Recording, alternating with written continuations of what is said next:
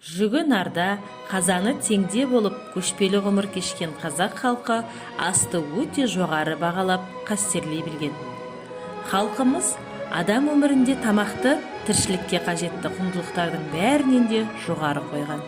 Кез келген қазақы шаңырақтың дастарханын ет тағамдары мен сүт тағамдарынсыз елестету мүмкін емес. Біздің халқымыздың құрметті кісілерге ұсынатын кәделі әрі орны бөлек тағамдарының ең бастысы қазақша ет немесе бешбармақ.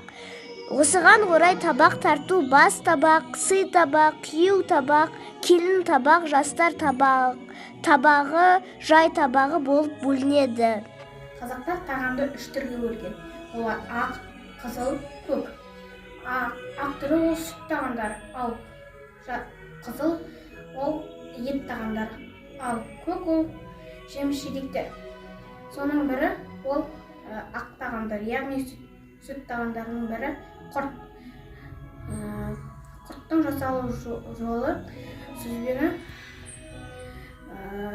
әртүрлі бөлікке бөледі. Содан кейін оны кептіріп қояды. Кептіргеннен кейін оны домалатады. Сөйтіп барып оны тақтайға қойып, оны үстіге шығарып қояды. Сөйтіп ол құрт болады. Оны сүзбе құрт дейді. Қолдың майы, қазысы, бауыршақ, айраны, құрты менен науаты, ақтары мен талқаны, шіркін, қажақ тағамы, халқымыздың талғамы, жоғалтпашақ шоны біз, жалғаштыршақ болғаны. Мен сіздерге қазақтың ұлттық тағамдарын көрсеткім келіп отыр. Бұл тарыны диірменге салсақ, талқан шығады. Ал талқаннан шиек жасауға болады.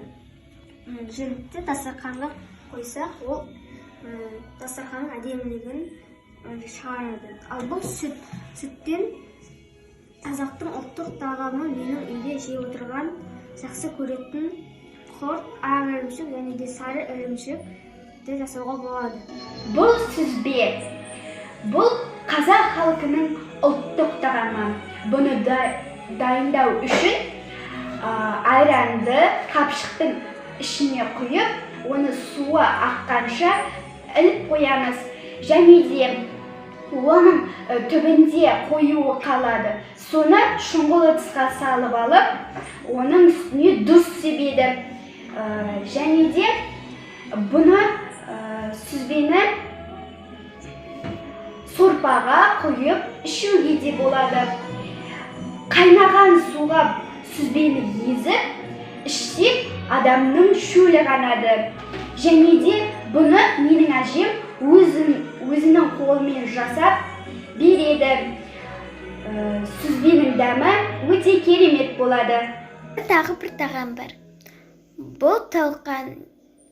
Талқан дайындау үшін шикі тарыны елікпен еліп тазартып аламыз. Қазандағы суды қайнатып, тазартылған тарыны суға салып 30 минут қайнатамыз.